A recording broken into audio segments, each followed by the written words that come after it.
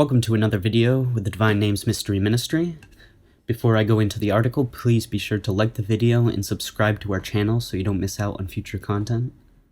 Today we are on Article 7 of Question 16 in the Prima Pars of St. Thomas Aquinas' Summa Theologica. Article 7 asks whether created truth is eternal. Objection 1. It seems that created truth is eternal.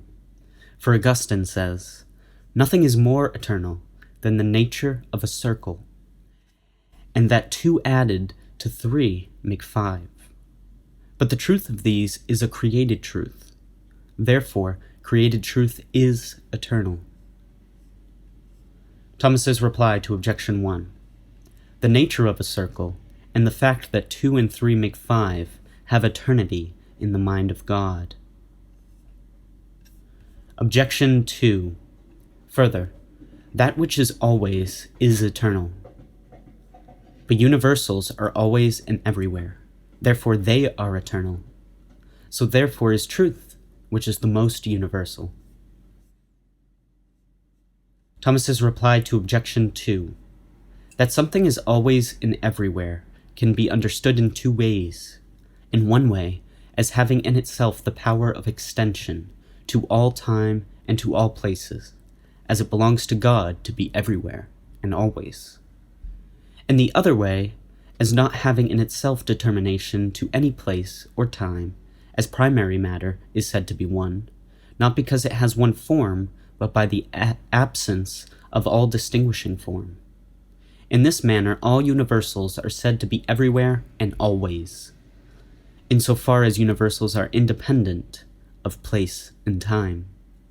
It does not, however, follow from this that they are eternal, except in an intellect, if one exists, that is eternal. Objection 3.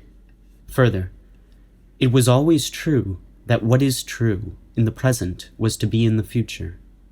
But as the truth of a proposition regarding the present is a created truth, so is that of a proposition regarding the future.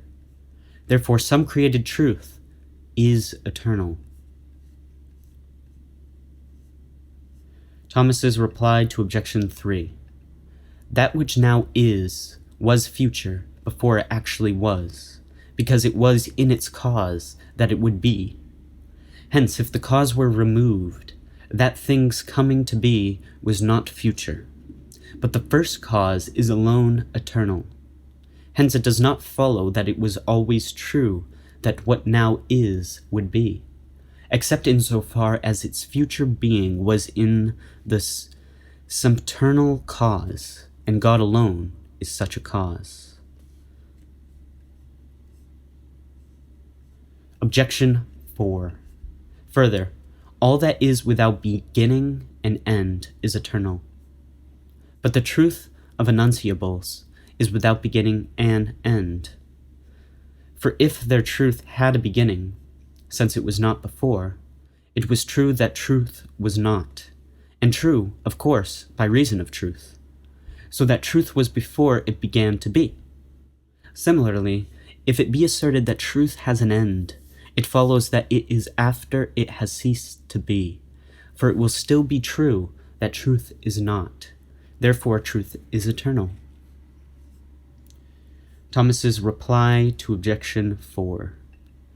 Because our intellect is not eternal, neither is the truth of enunciable propositions which are formed by us eternal, but it had a beginning in time. Now, before such truth existed, it was not true to say that such a truth did exist, except by reason of the divine intellect, wherein alone truth is eternal. But it is true now to say that the truth did not then exist, and this is true only by reason of the truth that is now in our intellect, and not by reason of any truth in the things. For this is truth concerning not being, and not being has not truth of itself, but only insofar as our intellect apprehends it. Hence it is true to say that truth did not exist, insofar as we apprehend its not being as preceding its being. On the contrary, God alone is eternal, as laid down before. I answer that the truth of enunciations is no other than the truth of the intellect. For an enunciation resides in the intellect, and in speech. Now, according as it is in the intellect, it has truth of itself. But according as it is in speech, it is called enunciable truth, according as it signifies some truth of the intellect, not on account of any truth residing in the enunciation, as though in a subject. Thus, urine is called healthy, not from any health within it, but from the health of an animal which it indicates. In like manner, it has been already said that things are called true from the truth of the intellect. Hence, if no intellect were eternal, no truth would be eternal. Now, because only the divine intellect is eternal, in it alone truth has eternity.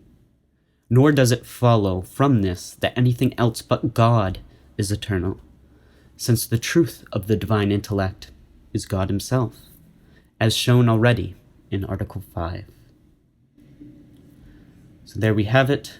Article 7, asking whether created truth is eternal, Thomas replies that only God is eternal. So created truths do not have the same eternality. And there we have it, Article 7 of Question 16 in the Prima Pars. Thanks for watching. We will see you in the next video.